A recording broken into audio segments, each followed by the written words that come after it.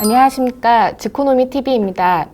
오늘은 이번 정부 들어서 23번째 부동산 대책이 발표가 났습니다. 시장에 얼마나 영향을 미칠지를 놓고 심교원 건국대학교 부동산학과 교수님을 모시고 이야기를 나눠보겠습니다. 신규 공급을 내세웠는데 이 정도면 주택 공급이 충분할까요?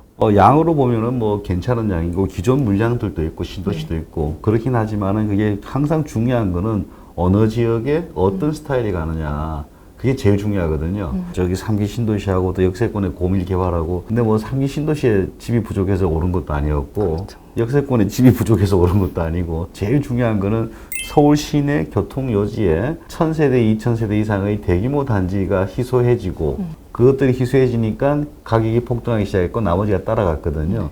그 말은 이제 작은 행복주택 비슷한 것들 많이 공급하는 것은 직접적인 영향이 없고 대규모 시내에 뭐 재건축이라든지 묘지에 하여튼 그런 것들이 공급되면은 바로 영향을 줄 수 있는데 지금 정책 같은 경우에는 일부 그런 측면이 있지만은 상당수는 아직도 이제 주변을 긁고 있다. 왜 그런가? 필요한 건 강남에 또는 뭐 강북의 좋은 지역에 2000세대, 3000세대 아파트 단지예요. 근데 지금 하는 것들은 글쎄 재건축 재개발 뭐 들어가긴 들어갔는데 물량이 제일 많거든요. 근데 들어갔는데 과연 그걸 할까? 그런 생각도 들고 그리고 나머지를 보게 되면 뭐 참 그런 것들은 난 보고서에 좀 안 넣었으면 좋겠는데 LH 유휴 부지에 200호를 집어넣는다 이런 보고서도 있어요. 이런 내용도 있고 200호는 제 아는 사람도 1년에 200호 이상 공급하는 사람이 있습니다. 그렇게까지 뭐 노력을 열심히 했다 그런 측면은 이해가 가지만은 사실 근원적인 문제점을 잡는 데는 아직도 좀 부족한 게 아니냐 그렇게 보여집니다. 사실 가장 궁금했던 것 중에 하나가 그래서 이번 공급 대책이 얼마나 실현 가능성이 있느냐인데 이거는 어떻게 보시나요? 실현 가능성이 정부에서 하는 것하고 이제 민간하고 같이 하는 것들로 나눠집니다. 13만 2천 호가 이제 한다라고 했는데 그 중에 7만 호 정도가 정비사업 공공성 강화, 그래서 공공참여형 재건축 또는 공공재개발이라 하고 있습니다. 이것들을 보면은 사실 기본적으로 보면은 원래 요만큼 지을 수 있는 집들을 이만큼 더 짓게 해줬다. 그 대신 이만큼에 해당하는 부분, 더 지은 부분에 대한 것은 공공임대주택 또는 이제 뭐 공공분양형 저소득층이나 사회적 보호계층들한테 주겠다는 거거든요. 이것들은 이제 조합원들이 동의를 해야지 작동을 합니다. 근데 이제 예를 들어서 이만큼 올리든 그 조합원들은 거기에 관심이 있는 게 아니고 이걸 통해서 내가 수익이 얼마만큼 늘어나겠느냐 거기에 대해서 관심이 있거든요. 그래서 기본적으로 뭐 한 용적률을 2배 올린다. 그게 관심 없어요. 2배 올리면서 나는 제초안을 두들겨 맞고 했을 때의 수익보다 어디만큼 좋아지느냐. 이 부분인데 이 부분이 상당히 좀 갈라질 것 같아요. 뭔가 하면은 강남 같은 경우엔 예를 들어서 한 5억 정도 시세 차익을 보고 들어왔다. 근데 제초안 이런 것 때문에 수익이 2억으로 떨어져 있다. 그럼 이 사람들한테 야 이거 하면은 5천만 원 더 벌 수 있어. 그러면 그게 먹힐까 하는 문제가 하나가 있고 그렇다고 해서 정부에서 공급 늘리려고 이 사람한테 옛날 5억을 보상할 정도의 인센티브를 줬다. 그럼 이 정부 정책 기조하고 안 맞거든요. 정부에서는 이 불로소득은 절대 맞겠다. 그렇기 때문에 이제 강남이나 우리가 알기로는 좀 좋은 지역들은 아마 잘 안 할 것 같고 다만 이런 지역이 있습니다. 지금도 용적률 200%인데 서울시 250% 맞추면 사업성이 안 되는 지역. 그런 지역은 이제 뭐 300% 이렇게 올리면서 그냥 사업이 안 되는 걸 되게 해주는 대신에 임대주택을 좀 뜯어가는 구조. 그런 구조들은 사업이 좀 되긴 될 것 같아요. 그래서 이제 특히 이제 강북 지역에 굉장히 이제 사업성이 나쁜 지역 중심으로 해서 일부 공급은 되겠지만은 뭐 강남이라든가 사람들이 원하는 좋은 지역의 재개발 재건축에서는 아마 시도를 잘 안 하지 않을까 그렇게 보여집니다. 그래서 지금 정부가 내놓은 거 자기 땅에다 하겠다는 것들 뭐 LH 부지 땅이라든가 아니면 뭐 국방부 부지 땅이라든가 이런 것들은 시간만 지나면 다 되겠죠. 근데 그 물량이 이제 절반이 안 되거든요. 이번 그 발표 대책에 제일 큰 부분이 하여튼 뭐 정비사업을 통해서 7만원을 공급하는 건데 이 부분이 차질이 생기면 차질은 계속 생길 것이다 라고 보여집니다. 사실 이런 것들로 해서 공공임대주택을 뭐 50% 이상을 놓고 이렇게 하거든요. 이 늘어난 부분, 원래 이만큼 지을 수 있는데 이만큼 짓는다. 늘어난 부분의 50%는 공공임대입니다.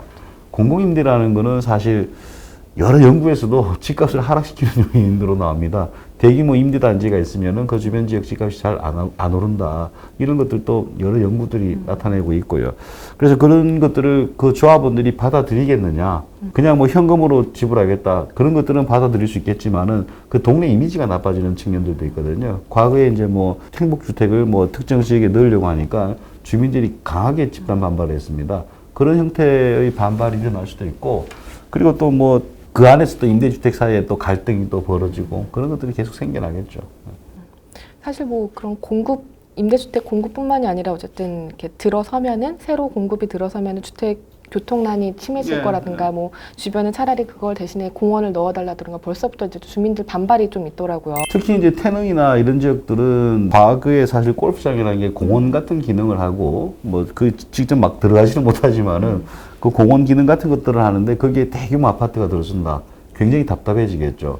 그리고 그 지역에 들어서게 되면은 중장기적으로 뭐 집값이 조금 올라가겠지만은 단기적으로는 입주 폭탄 우려도 있고요. 그러면 이제 가격이 화르륵 떨어지는 문제도 있고. 그리고 이제 교통 문제 같은 것들은 뭐 해결이 거의 불가능한 거기 때문에 교통 문제가 더 심각해지고. 그리고 이제 뭐 정부에서도 용적률을 올린다 이런 정책들을 많이 했잖아요. 그 정책들이 사실은 우리나라 사람들이 아주 좀 순박해서 그런데 선진국에서는 용적률을 올리고 이러면 옆 단지가 바로 반대합니다. 새로운 님비 현상이라 그래요. 아, 우리 동네 집 짓지 마. 왜 쾌적한데, 왜 쾌적하게 잘 살고 있는데 왜 새로 집을 많이 지어? 그래서 뭐 최근 올 초에도 이제 뭐 이코노미스트에서 분석한 결과들이 좀 나왔는데 샌프란시스코 권역 내에서 뭐 팔로알토라든가 이런 지역 있잖아요. 그런 지역은 최근 10년간 지은 집들이 100채도 안 되고 그랬습니다. 짓지 못하게 하는 그게 새로운 님비예요. 그래서 집값이 더 올랐다 이렇게 하는데 우리 국민들은 이제 짓는 거는 아직까지는 허용을 하고 있죠. 근데 용적률이 높아지면 어떤 문제가 있는가 하면은 과거 2000년대 초반에 재개발 아파트를 용적률 400%를 한 적이 있습니다. 그 아파트에 들어가시면 진짜 숨이 턱 막힙니다. 그리고 바로 앞에서 누가 보고 있는 것 같고 지금 현재 270, 250 이렇게 왔다 갔다 하게 돼 있거든요. 근데 이게 400까지 간다, 500까지 간다 그러면은 아마 커튼 치고 살아야 될 걸로 보입니다. 그리고 또 재밌는 거는 2006년, 7년부터 이제 새로운 형태가 나타나요. 과거에는 이제 뭐 강남에 또는 이제 뭐 강북에 몇 평 아파트다. 그런 값이 다 똑같았어요. 근데 용적률에 따라서 가격 차이가 나타나기 시작합니다. 용적률 200% 아파트는 평당 1,000만 원이고 용적률 300% 아파트는 평당 700만 원이다. 그런 식으로 시장이 인식하기 시작하는 거예요. 그래서 지금 이제 용적률을 올린다 해서 당장 뭐 이렇게 분양가 뭐 그런 것들이 있을지 모르겠지만은 중장기적으로 가격은 하방 압력을 받을 겁니다. 높은 아파트 단지는.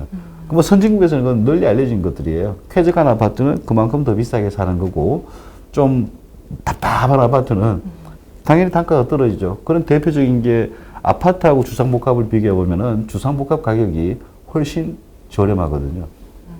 상대적으로. 그게 용적률 높은 거하고 낮은 거의 차이예요. 그것도 계산에 반영해보자, 주민들한테. 그러면 과연 주민들이 그만큼 용적률 높은 것도 할까? 사실은 이런 정책을 하기 전에 처음부터 계속적으로 꾸준하게 가격이 오르면 공급이 따라붙는 시스템이 돌아가게 했어야 되는데 우리 이거 다 끊어버리고 가격이 오르는데 못 오르게 하고 뭐 개발 못하게 하고 공급 못하게 하고 그런 가격이 더 올라가는 거죠. 이 시스템이 지금 붕괴된 상태에서 자꾸 뭔가를 하려고 하거든요. 근데 이번에도 보면은 민간을 활용하겠다는 게 거의 없어요. 공공이 뭐든지 다 할 수 있다는 생각을 갖고 있는데 공공이 공급할 수 있는 건 고작 몇 프로 안 됩니다. 공공이 주택을 공급하는 거는. 여기서 이제 보면 또 재밌는 거는 집값이 폭발하게 된 근원이 뭐냐? 근원은 사실 강남이나 교통요지의 대규모 아파트 단지예요. 그 아파트 단지 때문에 가격이 폭등을 했는데 지금 나온 대책들을 보면 상당수는 그거예요. 저기 뭐 짜투리 땅 여기 해서 200개, 짜투리 땅에서 300개 짓고 이거는 시민들이 원하는 게 아니에요. 물론 이걸 공급할 수 있는 이제 안정화 효과는 있겠죠. 근데 그게 생각보다 크지는 않을 것이고 가격 폭발은 사실은 시내, 강남, 특히 강북에도 마용성이라는 지역들 대규모 아파트 단지가 그렇잖아요. 그럼 그런 것들을 공급해서 눌러줘야 되는데 자꾸 옆에다가 200개, 300개, 뭐 500개 이런 거 하면서 참 열심히는 찾았습니다. 보면 공무원이 이렇게까지 열심히 하는 걸 처음 봤는데 저번에 30만 원 대책 나왔을 때는 잊어먹지도 못하는데 방이동 주민센터 120가구 집어넣는 게 있었어요. 120가구. 허이 그 찾는 노력은 정말 대단해요. 근데 그게 공급하면은 강남 아파트가 영향을 받을까. 그런 걸 생각해 봐야 되죠. 그래서 그런 것들을 근원적인 고민을 아직은 안 하는 것 같아요. 이번에 발표된 그 부지들 중에서 가장 좀 공급 효과가 클 부지가 어딜까요? 3기 신도시 용적률 상향이라 돼 있잖아요. 네. 이게 뭐 고향이나 뭐 남양주에 산다 해서 서울 집값이 그렇게 영향은 안 받겠지만은 하남이라든가 과천에서 아마 용적률을 올리든가 하면은 약간은 안정 효과가 좀 있을 것 같습니다. 그리고 하남 같은 경우에 좀 대규모니까 공급이 좀 많이 늘어나면은 강남하고 연결돼 있기 때문에 어느 정도 효과는 있지 않겠냐라고 보여주고 사실 그 3기 신도시도 이번에 용적률이 상향이 되면서 원래는 뭐 이제 정부에서 저층 특화 도시를 계획을 했다가 굉장히 고밀도가 이번에 되는 거잖아요. 예. 그래서 그럼 좀 3기 신도시도 많이 3기 신도시는 용적률의 여유가 굉장히 많습니다. 3기 신도시, 우리가 1기 신도시 같은 경우에는 200%에서 한 250%뭐 이 정도까지 지었거든요. 일산 같은 경우에 많이 낮춰서 한 170, 80 정도 지었을 거야, 아마. 근데 2기 신도시부터는 한 180%뭐 이 정도 지었습니다, 용적률을.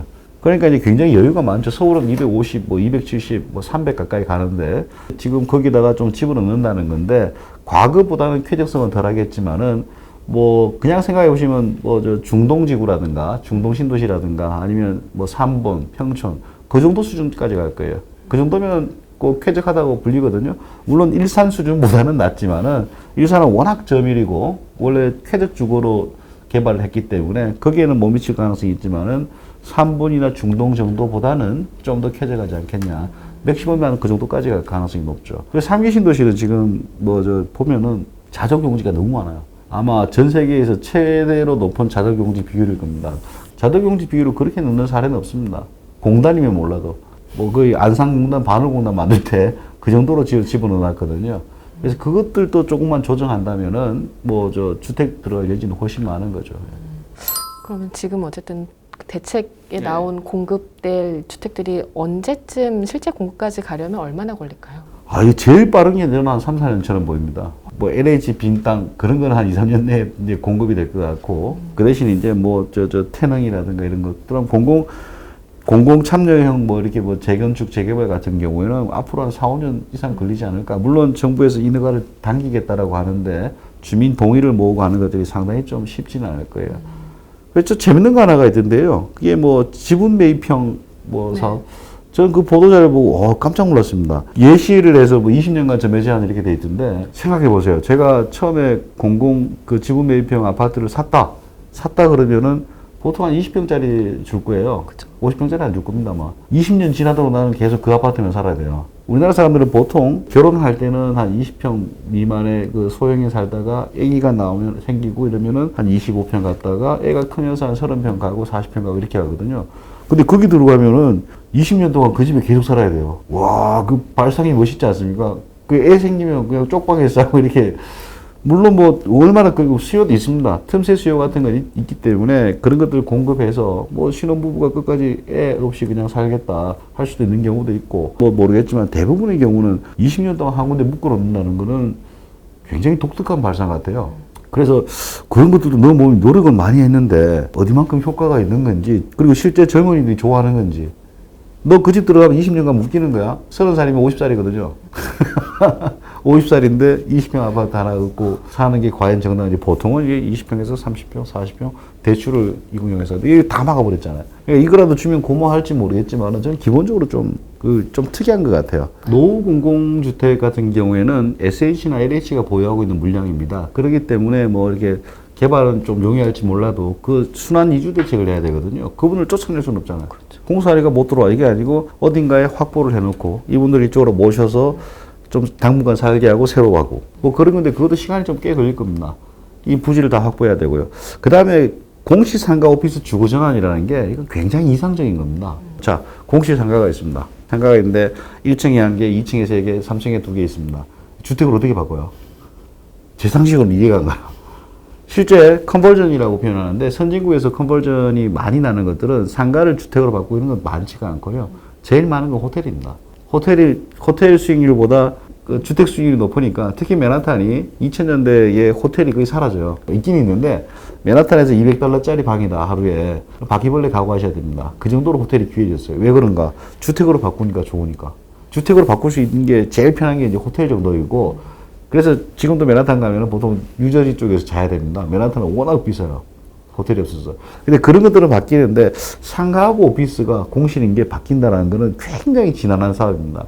그러니까 안전 규정 이런 거 다 다르고 수돗물 뭐 온도 이런 거 다 다르거든요. 그런 것들을 어떻게 바꿀까? 그래서 그 가능성은 굉장히 늦다. 그래서 여기도 보면은 뭐 한 2,000호 정도를 생각하고 있는데 하여튼 뭐 2,000호, 3,000호 이렇게 뭐 계속 긁어 모아가지고 13만 2,000호 만든 것들은 정말 열심히 한 것 같습니다. 근데 이것들은 보면은 굉장히 오래 걸린다, 시간이. 그리고 민간을 활용하지 않으면은 제가 보기에는 그 사업 자체가 그 정부 의도대로 되지는 않을 가능성이 높다. 근데 정부가 그래도 좀 괜찮은 거는 이 대책이라든가 여러 가지 대책으로 인해 가지고 집값이 잡히는 게 저는 올해도 집값이 잡힌다고 예상했는데 올해 좀 잡힌다. 코로나 생기고 나서. 근데 코로나 영향이라든가 이런 정부 규제가 워낙 강하기 때문에 집값은 잡힐 것 같아요. 근데 정부의 역할이라기보다는 저는 코로나 역할로 잡힐 거라고 보여지고 이런 것들이 집값 안정에 약간은 영향을 주겠죠. 근데 이게 근원적으로 지금 당장 집값 잡는 데는 별로 효과는 없거든요. 근데 집값이 안정화되면 또 이런 대책을 잘해서 했다라고 정부에서 얘기는 하겠지만은 기본적으로 뭐 거시경제가 이제 계속 어려워지는 상황이라서 한번 조정은 오지 않겠는가. 그러면 또 정부에서는 우리가 잘해서 그렇다. 이렇게 얘기가 나올 수도 있겠지만 이런 대책이 하여튼 단기적인 영향은 없다. 그리고 기본적으로는 다시 반복해서 말씀드리면은 아직도 뭐 때문에 집값이 올랐는 거에 대한 고민이 없는 거야. 집값이 오른 거는 저기에 뭐 역세권에 뭐 작은 원룸이 부족해서 집값 오른 게 아니고 기본적으로는 시내의 대규모 아파트 단지 때문에 오른 거예요. 거기에 대한 고민은 아직 아주 부족합니다. 이상으로 건국대학교 심교원 교수님을 모시고 인터뷰를 진행했습니다. 감사합니다.